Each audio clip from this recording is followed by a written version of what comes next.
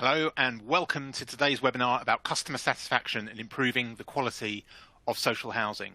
Today's event, sponsored by Plentific, comes against the backdrop of the Social Housing Regulation Bill, which is set to shape and is shaping the way that social landlords operate in England.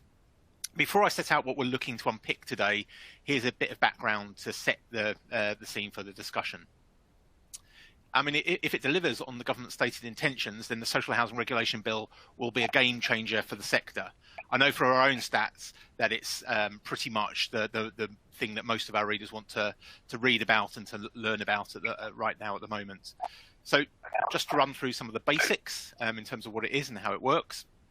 The bill will give the regulator stronger powers to issue unlimited fines, enter properties with only 48 hours notice, and make emergency repairs where there's a serious risk to tenants. In the last couple of weeks, and this is more about the kind of intention of the whole piece of work, the government referred to it as a major reset of power between tenants and landlords. So yeah, that absolutely is a statement of intent. That's what the government wants to do with it. Residents will get more of an opportunity to influence policy at national level with the formulation of a 250-strong resident panel, and social landlords will have to name a person responsible for health and safety requirements. Against that backdrop, we want to ask today how the bill and its stated approach and aims are and will affect day-to-day operations, and how landlords are proactively working towards improving service quality. What role might technology play in driving change, and the sector's notoriously ropey relationship with data-driven decision-making? And linked to this, how resident satisfaction might be monitored. The regulator of social housing, and we've got a representative here today, has been consulting on proposed tenant satisfaction measures this year, including both tenant perception measures and landlord information measures.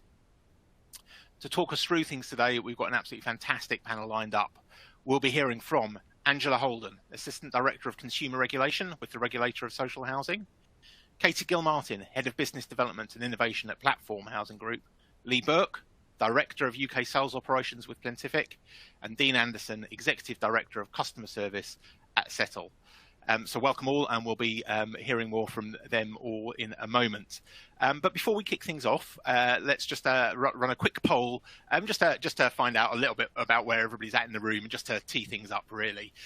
So the poll should be on your screens now, and that is: to what extent is your organisation using digital apps to improve your customer service offering?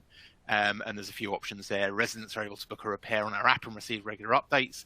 This is something we've just begun to think about. We haven't considered this so far, and the old staple, I don't know. So we'll just give you a few seconds to consider that, yeah, just to get used to the platform as well. So yeah, okay, and if we can move to the results now. So just. Yeah, and I think probably as expected, the vast majority, or certainly over 50% anyway, residents are able to book a repair on our app and receive regular updates, and then about a third, this is just something we've begun to think about, and then the also rans. So thank you very much. That gives us a bit of an indication about where some of you are in the room today. And a quick reminder, actually, in terms of the audience, that there's a question and answer box, and this is absolutely your opportunity to ask the questions that will help you best prepare for the future and do your jobs better. So please do use that Q&A box, and I'll get to as many of your questions as possible following the presentation. So do get asking away throughout the presentations, and I'll pick up as many as possible. Right, that is plenty from me in terms of teeing things up. Let's get into the meat of the debate. And Angela, welcome, and it's over to you. Thank you very much, Martin, and thank you all for inviting me to speak to you today. With the changes to fire and building safety requirements, the implementation of the Social Housing White Paper, and a wide range of competing priorities for social landlords, this is a really pivotal time for our sector. The sector is under ever greater scrutiny, and so there's never been a better time for providers to make sure they're doing the important things well. I'd like to spend a little time today talking briefly about some of the upcoming changes to consumer regulation that Martin has just touched on there. And I'd like to talk about what landlords, both private registered providers and local authorities, can be doing now to prepare for those changes. Martin referenced there the Social Housing Regulation Bill. You will be well aware that that was laid before Parliament earlier this month.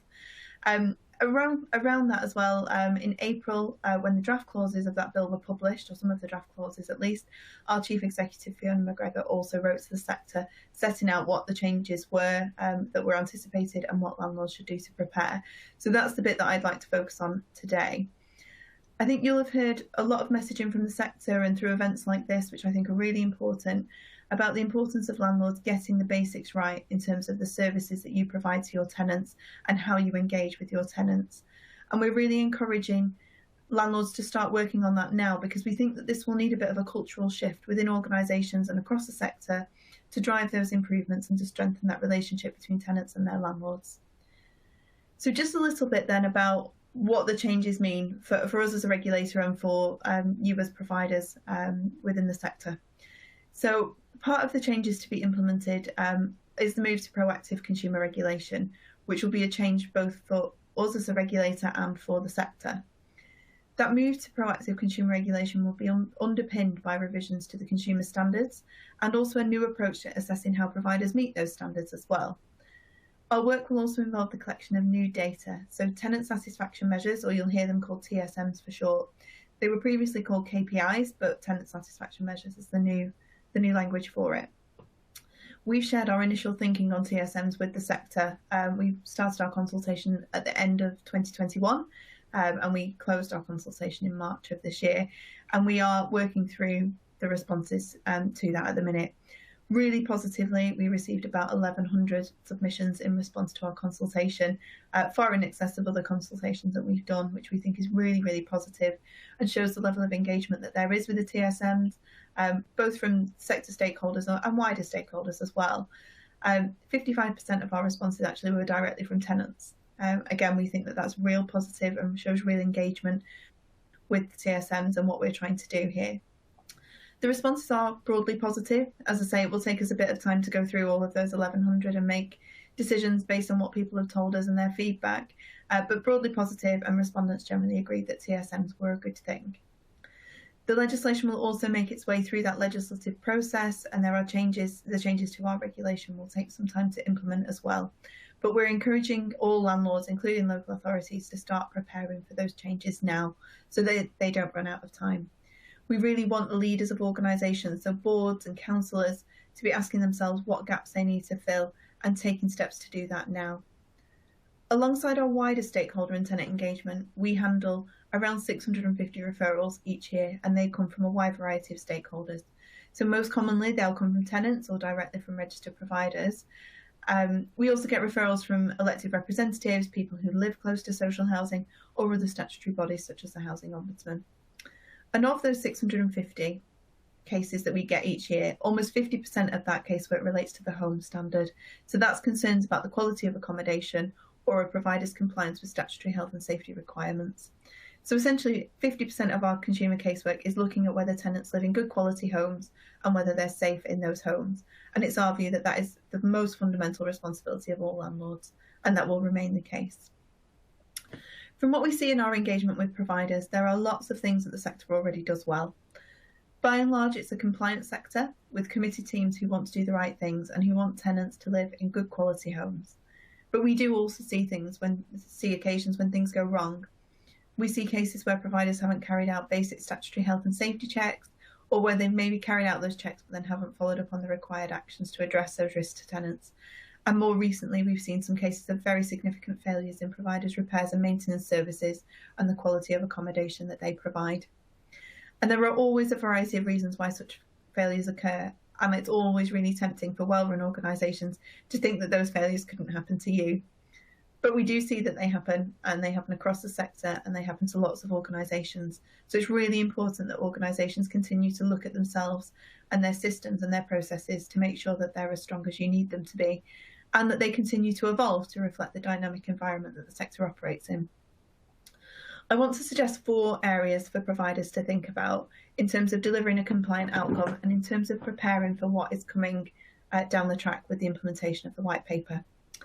So the first area that I wanted to talk about was the information that you hold. So this is information about your stock and what it needs, but also information about your tenants and what they need as well. And we want boards and councillors to really understand whether needs are being met for all tenants and whether all of your groups of tenants receive a universally good service. There are also issues around data that relate to the quality of the information you hold. So how accurate is that information and how is it tested? What reliance can you put on the data that you hold? Because we often see providers struggle because of gaps or inaccuracies in their data, perhaps because they've not got a good record of how many properties they own, how many gas checks they need to carry out, or how many properties have issues with things like damp and mould. And understanding this now will really help you, even if you're already good at it, but it will also help you get ready for implementation of the white paper. The second area that I wanted to mention was about systems and processes and making sure that they are sufficient to deliver a compliant outcome and to give you assurance that tenants are safe in their homes. Every organisation has different arrangements for delivering housing services to tenants, and it's not for me to say that one is any better than the other. But we do see things go wrong in processes. For example, when things are so complex that staff struggle to operationalise them, and that leaves them in a difficult position when things don't go to plan. Or where systems maybe aren't joined up in such a way as to give a rounded picture of what's happening on the ground. We've also seen significant failures in management and contractual arrangements, so where providers have outsourced delivery possibly to a managing agent or a contractor, or for local authorities sometimes to an arm's length management organisation. But in doing so, they've overlooked that they are still responsible as the landlord for ensuring that those arrangements deliver for their tenants. So we really want registered providers to start looking at their systems and their processes carefully, to think about whether they are as strong as you want them to be now, and whether they're fit for the future as well. The third point I wanted to ask you to think about is how you engage with your tenants. So we see lots of referrals where tenants say that they feel unsafe in their homes. And often when we look at it, we see the homes are generally safe, but this hasn't been properly explained. Or on occasions, we see that the concerns that tenants have about their homes are well-founded, but that hasn't been heard by their landlord. And we think tenant engagement really matters. So it matters for the tenants themselves, but it also matters for the provider, because tenants know what services are like on the ground, and they can give organisations really detailed and rich information about their experiences. And they're a great source of information to allow registered providers to identify when things are going wrong at an early stage. So listening to your tenants and having those mechanisms to hear what tenants are telling you is really vital to helping address issues before they become a bigger problem. And the last point that I just want to leave you with is really just about the leadership that you show in relation to meeting the consumer standards. And this will become more critical with the requirement for providers to have a named person responsible for the consumer standards and a designated person responsible for health and safety in the organisation. But it does also matter now. And we've seen issues in the past with poor oversight by executive members, cultural issues that mean concerns aren't escalated and addressed, and a lack of board understanding of their responsibilities. So it's really important that you start thinking about this now and making sure that you're giving due oversight to this really critical area. We will deal with poor performance where we find it, but we want providers to ensure that they are seeking assurance on the consumer standards now, and that they're developing the means to assess their compliance now and in the future. And we really want the sector to make the use of this time that we've got in the run-up to implementation to make sure that you are driving that cultural change that is needed. So please don't run out of time to do that. Thank you very much. Thank you very much. A whole raft of things to pick up on there, and some really great insight into what you should be taking away and thinking about right now. Just a reminder that question and answer box is there, so do get your questions coming in so we can actually hopefully get some specifics answered for you that you can take back to your own organisations. So yeah, thank you very much. And Katie, welcome, and it is over to you.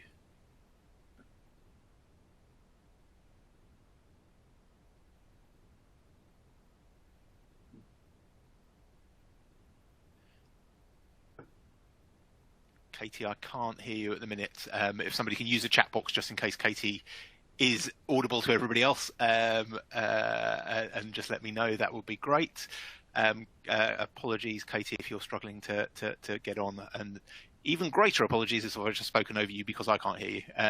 So, yeah, I think we've got some problems with Katie at the minute, yeah, by the sounds of it. Katie, I think we are, our backroom team in that case will be getting in touch with you to sort out your access. So apologies for keeping you waiting, but I will move on now. I'll just give you another second, just in case Katie No, nothing from Katie. So Lee, I will bring you into play now. So, sorry for bouncing you a little bit more quickly than you probably anticipated onto the platform. But Lee, I will hand over to you next. So welcome, and the floor is yours. Thank you, Martin. Much appreciated. So, good afternoon, everybody. Thank you for taking the time to join us. My name's Lee Burke. I'm one of the directors here at Plentific. For those of you who aren't aware, Plentific is a revolutionary technology platform that enables all areas of repairs, maintenance, compliance, and safety with a resident engagement tool inbuilt. And a lot of our feedback is now around resident engagement and comes from a client-centric focus from housing associations within the social UK sector. What I want to talk today about is about how we see the social housing spectrum changing, how everyone is expecting more and more so the role customer service technology can play with regards to the social housing quality resident panel. So to start off, there is a paradigm shift happening in social housing, and that's based across 4 key sectors. One is soaring backlogs, and these are from the global pandemic. We're still having the repercussions of COVID-19 that's still around. And also with the conflict over in the Ukraine affecting supply chain issues there. Second is around increased regulation, and it was just mentioned there by a previous speaker very aptly around the Social Housing Regulatory Bill, housing bills, white papers, and how the Building Safety Act is coming into play and what's happening around on the back of those. Unfortunately, we're still 5 years to this month from Grenfell, and that's still very much in the news and very much active in terms of what we're talking about, and it exposed major gaps in keeping residents safe and how we can further learn from those using technology to enable the engagement. And lastly, vocal residents, and rightly so, we're seeing more and more residents within the social housing sector, but also in the private and public sector, that are speaking up about poor housing conditions and issues with social housing tenants highlighting disrepair. You know, there's Kwasi Tenenboa, for example, he's been on the BBC. He's using technology to actually use his own platform to go viral and engage with the issues that we're seeing within the sector, and that's now being picked up more so. So adding to this, everybody's kind of expecting more. We've got loads and loads of issues around companies struggling internally with legacy systems that don't interact with each other, resulting in poor access and actionable intelligence, including compliance status, auditable communication trails between tenants, linking back to the white papers about the golden thread of information, and creating poor resident experiences, safety issues, and higher operational costs. As well as that, lengthy and expensive procurement processes are not fit for the digital age, and we need to now revolutionise those and bring them up to the new spectrum, and then waiting for the inevitable to happen because of poor or outdated reporting measures. And this all links back again to a number of the white papers that have been released. As such, everybody is expecting more, and this is all your way from your residents, all the way through your internal teams, all the way to your government and to the board expectations. So in terms of your residents, what they're looking at is to make sure that things are done in a timely manner, so repairs are done before they become disrepairs. Residents are very, very familiar with their rights and the rise of no-win cost lawsuits, and they're more likely to take legal action to resolve disrepair issues or longevity of repair issues than they were in able to sit there and allow them to continue for a longer period of time. Transparency. This is all about transparency of data, feedback of information, and making sure not only are they aware of what's happening in their own building, so their own flats, their own house, their own apartments, but also in their block and the wider area, and when repairs will be carried out, so having that two-way level of communication. And then lastly, for a resident, it's about convenience. So it's knowing that their repair jobs is happening, so it has been reported, it is being picked up, and how you're conversing back with that resident to cut down on the potential inbound calls and the tenant noise to make sure there's a more seamless transaction with that communication, and in turn reduce complaints and access issues. For your teams, what we're hearing is there's 3 key areas: simplicity, connectivity, and efficiency. So simplicity leads back to systems and back to the digital platforms and how we can accelerate all the things and the extra processes that are required to update things in a timely manner and in real time. Connected, it was mentioned earlier there about links to apps for digital engagement, and it's good to see that so many people are actively engaged and using those. but it's about making sure that all links are important and data is all together. It's not over a plethora of different spreadsheets or systems, and more so it can be used anywhere. We've seen the hashtag of work anywhere, and people are transitioning away from office to more remote working, and systems and technology and processes need to be up to speed with that. And then lastly is efficiency and coverage. It's making sure that we can leverage what we term as a mixed economy solutions, going back to the previous points around supply chain issues and people issues. It's about making sure that we can leverage both internal team members, external third-party contractors, or a third-party marketplace, which can be generated through a technology partner like Plantific. The last part is government and board expectations, and these are more critical in line with the regulation and the legislation. This is all about the key highlights of improving resident experience, legal compliance, and operational efficiencies. So everything leads back to what are we doing with our MPS or our TSMs, as it was termed earlier. So we need to now move past these as quickly as possible. So how can we do what with more? So what we need to do is deliver a better and safer resident experience, empower your team to produce better resident outcomes, and drive greater transparency to the board and to the government. And lastly, how Plantific and a platform such as ours can help housing providers increase. So a couple of case studies I can share with you now and after the call. We've had one with a major housing provider where they saw customer satisfaction increase using our technology from 52% to 70% in just 2 months. Average time of a job completion was reduced from a KPI of 10 days to 2.3 days, and first-time fix rate went up from 30% into the 90th percentile. So we're seeing more and more engaged. One of the latest ones that we've had with one of our clients we can share with you was a 28-point swing on NPS or TMS from -3 to +25 in just 2 months from using technology to enable you to engage with residents. Thank you for listening. Fabulous. Yeah, again, a huge amount to take away and pick up on, I think, and enlarge on in the discussion. Thank you very much for that, and thanks for jumping into the breach as well. All right, thank you, Lee. Katie, I'm going to try you again and bring you in. And just a reminder, we've got some questions coming through in the question and answer box, but this is absolutely your chance to ask the questions that will be most useful to you. So do make use of that box, and we'll get to as many of them as possible from the presentations. So Katie, I'm going to give you another whirl, so fingers crossed it's over to you.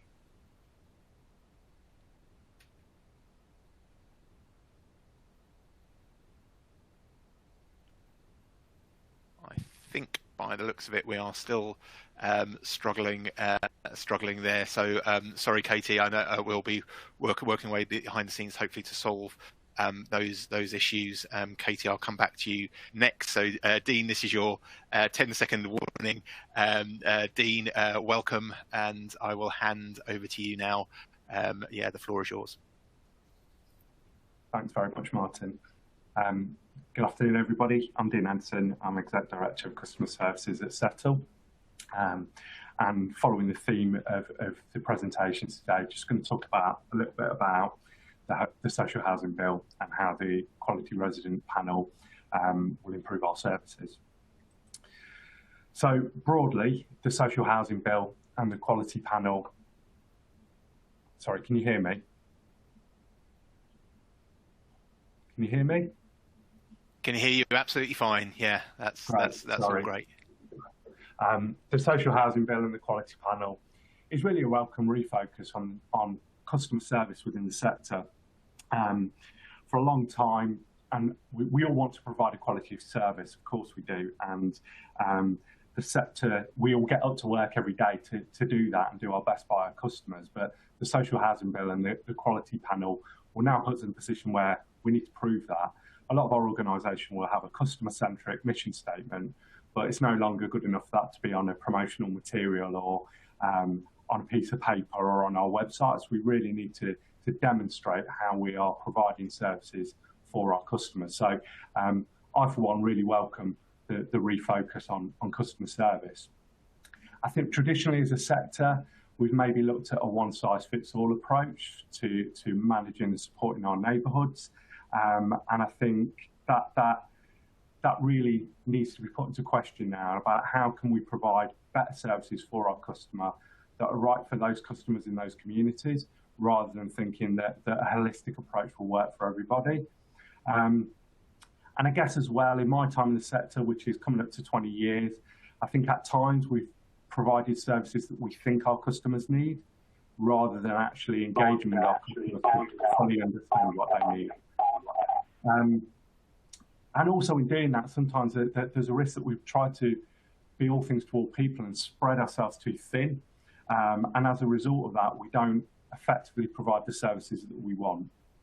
So at Settle, just wanted to talk a little bit about one of the initiatives that we're doing in response to the Social Housing Bill and the Quality Assurance Panel.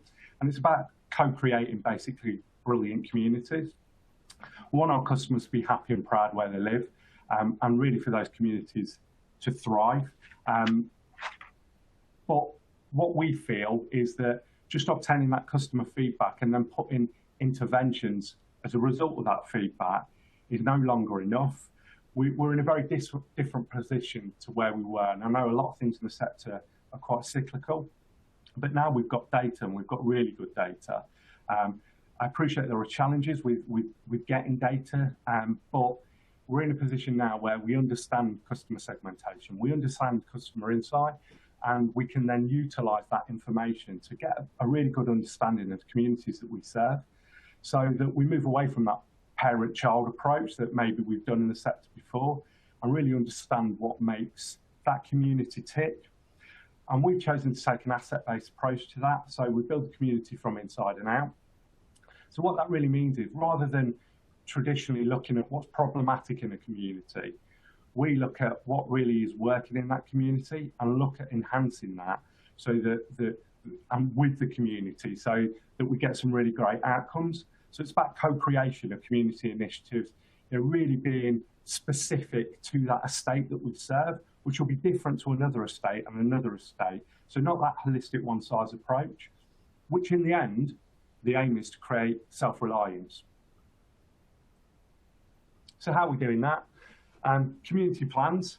Now, I appreciate community plans have been very much in the sector for as long as I've been in it.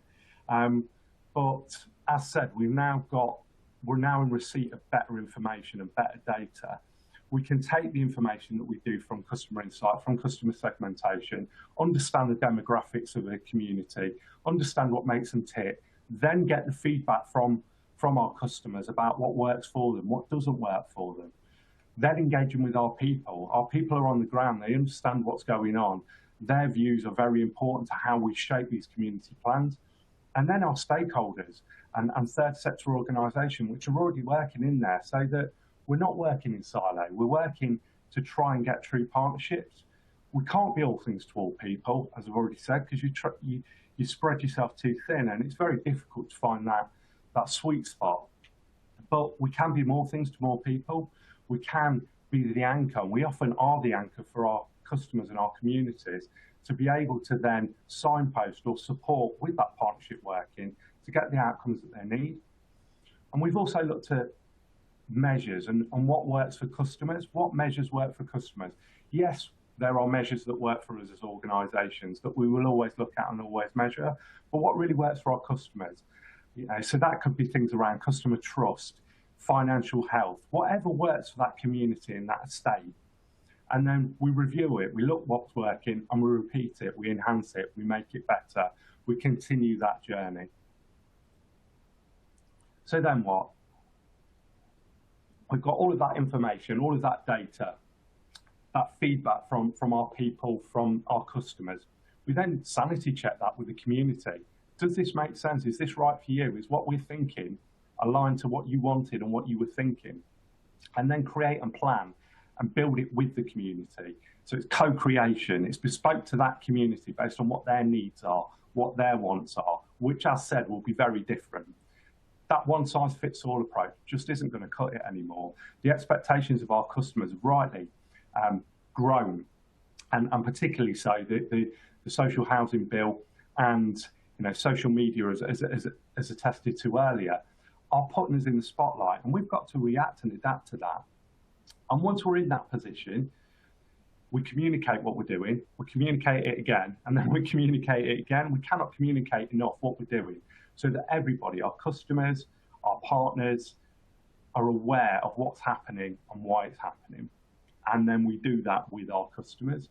And I think it's really important that we join the picture up across the different operational areas so that there's a golden thread, so that repairs, housing services, finance, know what's happening in that estate for those customers, and we're all aligned. So there isn't silo working. We don't have lots of people going in doing lots of different things, and we do that in conjunction with our partners. So how does the bill and the quality panel support this? Well, one of the core themes of the bill, and I'm sure what the quality panel is going to be looking at is how that co-creation has happened. Let's build elements for the community, with the community. There's measurable outputs which are going to meet the TSMs that are transparent and customer centric. You've got that end-to-end facility in place. The regulator, the quality panel are going to want assurances this is a genuine customer-based approach. It's not a tick box exercise. We need to demonstrate that we really mean this, and that going back to those customer-centric mission statements, that we're aligning to them and we're truly delivering what we say we're going to do. And that goes into having good governance as well, making sure that this is heard at the highest level, exec and board, and we've got the governance structures in place to make sure that there is the oversight that is required of these community plans. And then fundamentally, and most importantly, improve services for customers, which is what we're here for and what it's all about. Thank you very much. That was all I was going to cover today. Thank you very much. Just finding mute there. Thank you so much, Dean. A really fascinating presentation, and I can see lots of questions coming in as well on the Q&A box. Last reminder, please do keep them coming in, and I will get through as many of them as possible. And again, hopefully that's an opportunity to answer some of the really specific questions that you want to take back to your own organisation. So do make use of that. Thank you very much. And right, here's a drum roll moment. Katie, I am keeping my fingers crossed you are there, and welcome, and it's over to you. Can you hear me now? Loud and clear. That's a relief. Great. Good to have you. You can hear me. Amazing. Oh, what a relief. Hi, everyone. Hopefully this was worth the suspense and the wait. Thanks for bearing with me this morning.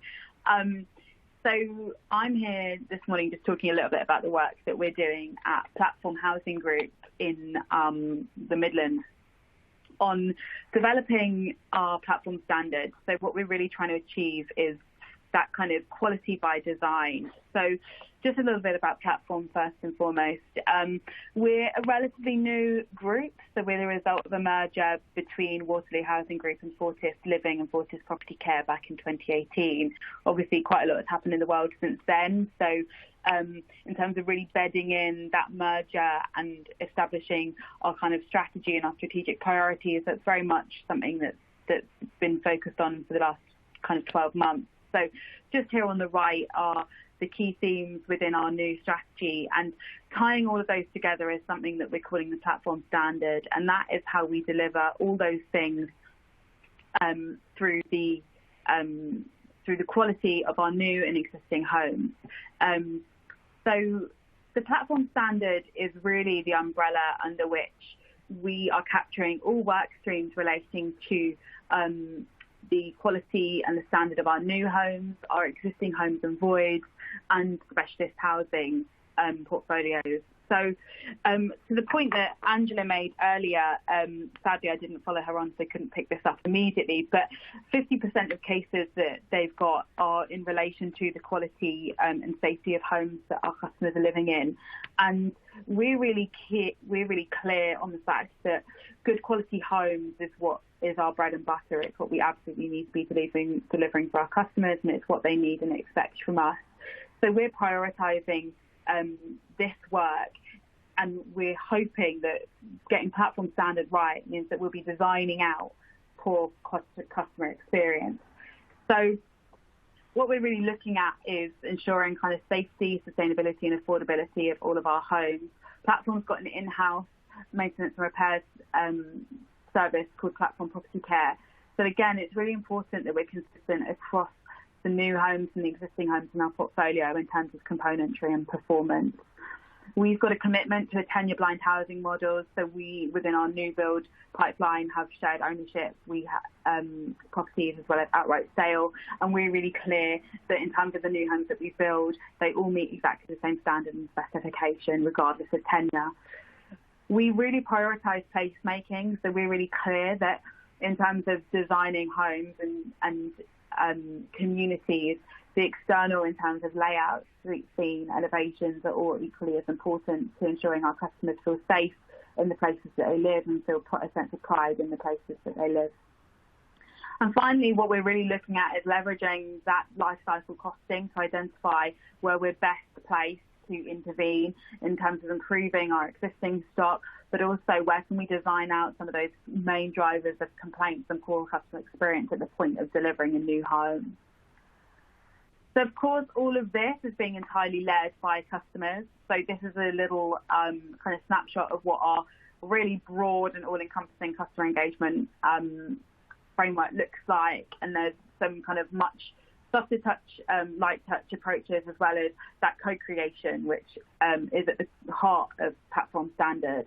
So we are really clear on the fact that we need to understand first and foremost what customers need, want and expect from their homes. And keep that at the heart of the standard it's developed, both in terms of what we do when we retrofit a home or the work that we do when a home becomes void, all the way through to how we design the layout of a new home, the specification and componentry. So one of the first things that we're doing with a panel of customers is mapping across demographic and household types exactly what that day-to-day demand of a home looks like. So one of the most common things that comes through in terms of complaints across the sector is relating to damp, mold and condensation. Now, we almost treat condensation as something that's just inevitable and to be expected within our customers' homes. But in some of our more traditional estates and schemes, we see a real lack of outdoor space. So we both simultaneously ask our customers to stop drying clothes indoors to avoid damp, mold and condensation, but equally they've got nowhere else to do it. So we need to understand challenges like that, like the fact that just, of course, our customers are cleaning and drying their clothes. Can we find a way to ensure that we avoid the damp, mold and condensation that most commonly results from that? So what are the lifestyle challenges within the homes that we design and build that can be remediated through good quality design at the outset? Linking on to that, I very much see complaints as our strongest data set in terms of customer expectations. So I'm kind of almost seeing that list of complaints as the first port of call in terms of what we want to design out, particularly new build stage. And I'm working really closely with my asset management colleagues to understand how we can best tackle that on admittedly the much more challenging perspective in terms of retrofit. We're also looking quite closely at future-proofing and sustainability, not just in terms of environmental sustainability, but sustainability of tenure. What makes platform houses homes is the customers that live in them and customers being proud of the homes that they're living in. So we want to ensure that there is that sense of pride and that if a customer loves the home they're living in, they can stay there for as long as they want. So what are those things that we need to do, both in terms of new build and retrofit, to ensure those homes will support the customers living in them for as long as they want to? And finally, just to kind of clarify, of course, we're co-designing with customers, we're involving them from the outset, but we're really very much utilising the expertise of the colleagues that we're lucky enough to have on board to then establish how we will execute that. So what does that look like in terms of componentry, asset management, maintenance and repairs? So that kind of brings me on to my final slide, which is a bit of a call to action. So this is by no means exhaustive, but we've got a huge number of internal stakeholders that we need to ensure are on board to get this right. So taking that customer input and the design and then actually executing that across our existing homes portfolio, and what does that look like from a new build pipeline. My call to action to those of you on the call today is that while we're kind of working really hard to break down those silos internally, we're really conscious that we're in no means kind of inventing a wheel here, and we don't want to get in the business of reinventing the wheel with our customers' really valuable resource. So there's very much kind of best practice within the sector. I'm sure some of you on the call today are doing things that are miles ahead of where we are at Platform in terms of our journey. So I'd love to tap into any opportunities there are to collaborate, to innovate. So in my view, as head of innovation, people often expect me to come talking about really shiny, snappy things. Actually, I think innovating in its purest form is just problem solving. So I want to be solving our customers' biggest problems through good quality design.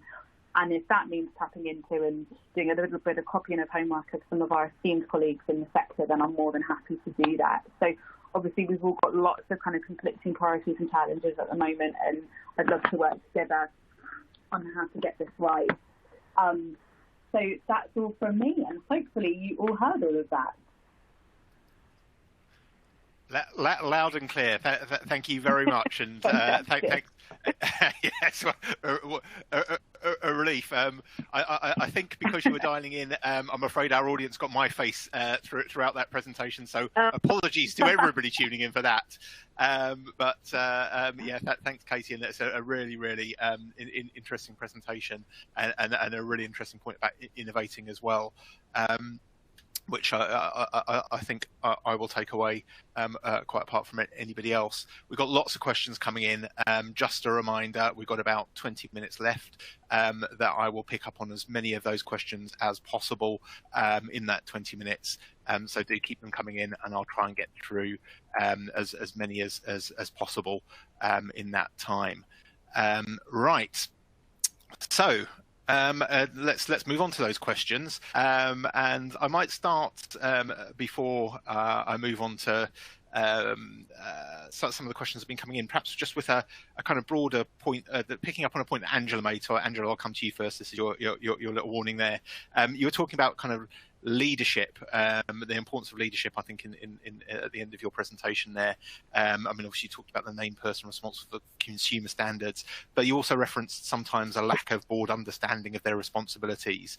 And I wonder what thoughts you might have for boards and executive teams there, because I mean, I think it's a little bit of work I did earlier this year, looking at boards, and certainly in terms of boards' financial responsibilities, if you throw a stick, you're going to hit a banker at a board level. Not advised, but that's kind of broadly in terms of where regulation went 10, 11, 12 years ago, absolutely kind of understood. Much less likely to find people with asset management experience or customer service experience. I think it's growing, but perhaps just a smaller voice in the room, never mind residents themselves. So what thoughts do you have about what might need to happen there? Yeah, thank you, Martin. I think it's a really important question. I think we have seen a shift in recent years, certainly the last couple of years. I think the sector is really gearing up for this. I'm increasingly seeing, as I'm engaging with providers, people appointed to boards, like you say, with asset management experience or customer service experience, that kind of thing. I think it's really, really important. I think obviously the numbers do matter. I don't think we could ever get away from that. That is really important. Being financially viable is what allows you to do the rest of this, and it's as important as it is. But I do think we have seen a small shift in the sector initially, and I think I would just encourage the sector to keep going in that regard. So certainly executive teams, making sure that you've got the right structure to deliver this, making sure that you've got the right people in there who really understand what needs to happen on the ground, making sure you've got those links with your teams who are delivering services to tenants on the ground is really, really important. And as board members, I think it's for all board members, whether you are a financial person or any other kind of person, to really try and unpick some of this and really try and understand what the information is showing you, and making sure that you're not just limiting yourself to one area. It's, being able to deliver good services to tenants is every person's responsibility who's leading those organisations. So just doing that I think is really, really important. Thanks, Angela. And I'm going to move on to a question kind of moving out of Dean's presentation. Dean, you were talking about co-creation. Interested very briefly perhaps in how you're defining that, but particularly how that fits with what the regulator's looking to do with its proposed tenant satisfaction measures. You touched on that a little bit in your presentation, but probably just worth pushing at that a little bit. Does that, co-creation, if it leads down, obviously can lead in a variety of different directions. Does that fit within the kind of the remit of the regulator's approach? And Angela, I'll bring you back in as well just at the end of that. But Dean, just interested in your thoughts. Yeah. So I think it needs to be co-creation in the sense that we've got the outputs that we need that are in line with what is being requested of us by the regulator. So we always, in co-creating our services, we've always got one eye on the TSMs or the potential TSMs to make sure that there's a direct output to what we're doing. But I think going back to what I was saying there, that there's a lot within the TSMs around neighbourhoods. There's a lot in there about the quality of communal areas. There's a lot in there about green spaces and everything that I've discussed today, and that co-creation of that enables the outputs that will meet those needs as defined in the TSM. So I think there needs to be a clear line of sight, otherwise you end up doing stuff for the sake of doing stuff and it not really getting the outputs that you need. But I think it's really important that we stop as a sector doing what we think is right for customers rather than doing it with our customers and making sure that it is right all the way through. Thanks very much. Yeah, really important point, I think. And Angela, I will bring you back in there just because I think that's quite an important point just to get clarity on that. That's obviously you're consulting on particular measures. Tenants, obviously, as you said, fed very strongly into that consultation. But if genuine co-creation or co-production is happening on the ground, that might lead people in slightly different directions. Do those things fit together in your head? And if you can just talk us through how they do. Yeah, I think they do. I think so obviously I talked briefly about the tenant satisfaction measures, and that will set out what we want providers to be doing. We will also in due course consult on our revised consumer standards as well. So we're revising those standards now, and there'll be a proper consultation on that as well, which we would expect to generate similar levels of interest. We would hope so anyway. And I think the thing about both of those, both TSMs and the revised standards, is they will be outcome focused. So we're not very prescriptive in how providers do it, but it will be an outcomes focused set of standards. And I think that does fit really neatly with co-creation. And I'm really delighted that we are starting to talk more about co-creation at the minute. I know it was a thing previously and then it sort of fell out. And as Dean said, there was plenty of providers saying that we know what's best, but actually tenants know what's best. They know what's best. They know what their services are like on the ground. So I don't see any conflict between co-creation and, different ways that providers choose to organise their services in conjunction with their tenants and what our standards will be asking of providers at all. That's really helpful to hear. And while we're on TSMs, as I will from now on refer to them, will there be a requirement? This is a question that came in from the audience earlier. Will there be a requirement to publish TSM outcomes on day one of the regulator? And how many years worth of data will the regulator expect to see? So what does day one look like, or can you give any help to the person writing in there? So Angela, back to you. Thank you. You're testing my knowledge now on the programme dates. So my understanding is, and I think, this is subject to move, but we will talk to the sector about this. But so next year, so I'm talking 2023-24 business year, will be the year that registered providers start collecting their TSM data. So before that, we will tell the sector what it is that they need to be collecting, and there will be a year's worth of data collected 2023-24. In common with what you do now with our statistical data return, there will be a period then probably from March, possibly to May or June 2024, by which you would submit the data for the year that has just gone. And we would expect to publish that towards the autumn of that year, perhaps October 2024. So it will be 1 year's data, and then we will collect it on an annual basis after that, and we'll use that data on an annual basis to inform our regulation and our programming of how we regulate providers. So I think that the dates are right there, but basically next year is the start of the sector collecting information, and then 2024 for submission. Great. So yeah, get ready, and yeah, I hope that answers your question. Thanks very much, Angela. Lee, there's a few questions come through for you, which I will move forward, and there's one that kind of moves into a kind of broad topic area, so I'll kind of throw that open to the to everybody. But where should we go first? A question from Michelle. Let's start with that. I think a specific question about some of the metrics you were talking about there. The kind of Michelle's question is, what were the significant metrics that caused the customer satisfaction to increase so much? You were talking about some fairly dramatic and quite quick changes in satisfaction there. So yes, what caused those increases? So Lee, over to you. Thank you. Yeah, so we're working with a plethora of customers within the sector, and it's very much rules-based. So we work with you to identify your KPIs and what your success or significant metrics look like. But there's two key or clear ones that came through on pretty much all of the clients we were working with. And the ones that really moved the dial were around transparency of data and also turnaround time. So those were the two things that constantly kept applying. So what we're seeing is the transparency of data that I went back to, and it's a two-way communication. So previous archaic legacy systems led to customers ringing into a call center, trying to book a repair.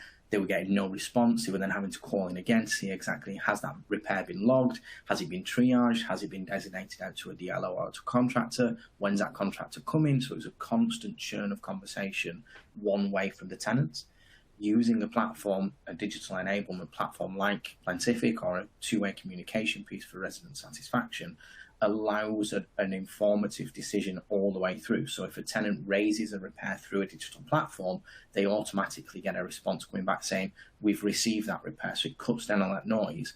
The more times that people are informed of what's happening, and the more touch points you have without them having to first and foremost pick up a phone, really drives that success matrix.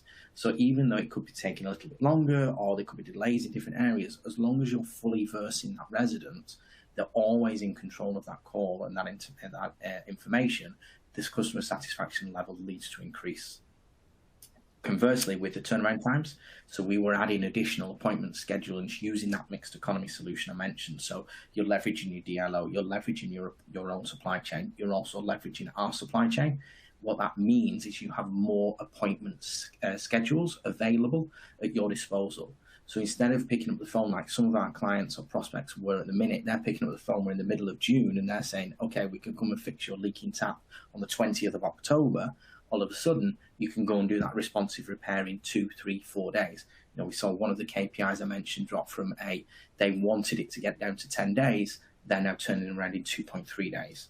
So all that leads to the metrics and the customer success increasing exponentially through using the digital platform.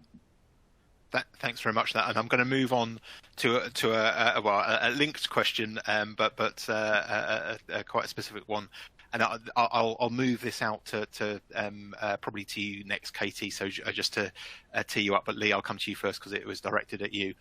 Lee, how do you know? This is from Guy. How do you know that contractors used through your platform are reliable, trustworthy, and viable? And I think, obviously, a huge question for the sector. I mean, certainly a debate that's run for years. So be interested to get everybody else's opinions. But Lee, over to you. Of course. So it's a great question. So as well as myself and my team that look at this UK sales operations, we also have a separate entity that works within Plantific just onboarding and verifying and verification for contractors. Contractors that we work with range from SMEs all the way up to tier 2s, tier 1s, the likes of Waits and Mears are innovation partners of ours. In order to get on, there is a very stringent process at the front end, very similar to what you'd go through for if you wanted a contractor to engage on a framework or a DPS. So it goes through exactly the same process in terms of PQQs from vetting and verification, including things like RAMS, health and safety, SSIP, all the way through to things like Safe Contractor, PAS 91, and then more recently, PAS 2035, which links back to retrofitting. So all that's done before a contractor can even set foot onto the platform and start looking at quoting for works against it. Then when they're on the platform, there's a continued level, and it also accelerates, depends on the qualification and quantity levels. So we have a unique link to the Gas Safe Register. So if you require a gas job, you can be categorically assured that everybody that's on our platform has gone through the right vetting and verification, but also has the right competency and qualification trade-specific levels as well. Thanks very much. Really detailed answer there. And Katie, I teed you up there. So again, it's something that the sector's been wrestling with for as long as I remember. But yeah, that question about I guess the system and where contractors fit within your thinking there. So Katie, over to you. Yeah, so Platform has got an in-house maintenance service, Platform Property Care. So we are quite lucky in that respect because we've got all of that kind of expertise and skill in-house. So with regards to kind of culture and that customer focus, and one of our kind of behaviours is one team. So we very much operate from that kind of like customer-facing frontline through to strategic functions like mine as one team. What that means is when we're looking at platform standard, I've got that engagement with colleagues who are very much going into our customers' homes. They can tell us what some of the biggest challenges they're seeing really often are. We can talk to them about that componentry and some of the barriers to good customer service as well. So when we talk about co-design and then sort of overlaying that expertise from a professional perspective, and the importance for me of aligning the existing home approach with the new home approach is because we've got that in-house function. So we want that experience, and I think it's touching on something Angela said in her opening as well, to be completely equitable. So we want a customer, regardless of whether they've moved into an existing home that might be 100 years old or one of our brand new shiny homes, to have exactly the same good quality customer experience. And that means that a colleague from Platform Property Care can go into any home, regardless of how old it is, and do the work that needs to be done as quickly as possible. But I kind of joke that there's actually quite a lot of work they do that I'd like to design out through achieving really high quality componentry and design from the outset. So I'm almost asking them to kind of find their own warrant, so to speak, sometimes with some of the conversations we had. But it's a kind of wealth of expertise that is so valuable, because I've worked in organisations which do have that contractor network, and I think you can often get bedded down in kind of the contract management and the KPIs and the SLA side of things, and lose track a little bit of how much expertise we've got in that kind of, in those colleagues, in that workforce. Yeah, and interesting. I do think that debate is going to be supercharged over the next year and a bit as well. Yeah. So we're going to be really interesting to see where we end up. Dean, I'm going to bring you in next. There's a question from Veronica for you, and she's saying we're doing similar types of work basically in our local areas, and we have found face-to-face is still the preferred method of engagement. What new initiatives have you tried? And I guess as well, actually, there's a question a bit further down about a high percentage of residents not being interested in engagement. So how you make sure that what you're doing within that is kind of representative and not just for the loudest voices, perhaps. So Dean, over to you. Yeah, thanks, Martin. Yeah, I mean, it's a challenge, of course it is, and it's a challenge that we all face, and we don't want the same people engaged all the time. I think for us, it starts with the data. By understanding the demographics, the issues that a certain community and customer base is facing, and then engaging with them through that method in trying to get them involved in resolving those problems, we've found to be effective. Now, that's through multiple mediums, face-to-face, absolutely, because I think probably post-pandemic, in spite of the fact that people are more digitally engaged now, post-pandemic, people want to see people on the ground. So absolutely, that's still part of our methodology. But also, using that data to go, let's reach out. I'm equally as interested in those that we never hear from as those that we always hear from. And I think we've got that information to know who they are. And actually, proactively getting in contact with them, be it by phone, be it by, WebRTC video call. We have a number of methods that we use to try and get people involved and get people engaged and get their feedback, so that we do have a varied view rather than having the same people. But it's a bit of a, it's different for every area, it's different for every customer base, and the key is using your data to find the right approach for that area. And it might be face-to-face. We've got to take that on the chin and go, that particular estate needs face-to-face, but others may not. It just really depends on the customers and understanding your data and your insight and your segmentation. So yeah, absolutely. Thanks very much, Dean. Make sure you've got that right. I am very sorry. We have run out of time. We didn't get through all the questions, but hopefully we got through a decent cross section there. I hope that's been useful for you. So all that remains for me to say is to thank you all for tuning in. To thank you to our panel for a really great series of presentations, and thanks to Plentific for sponsoring and making the event possible. So thanks to all of you, and yeah, hopefully see you soon for the next webinar. Thank you. Thank you.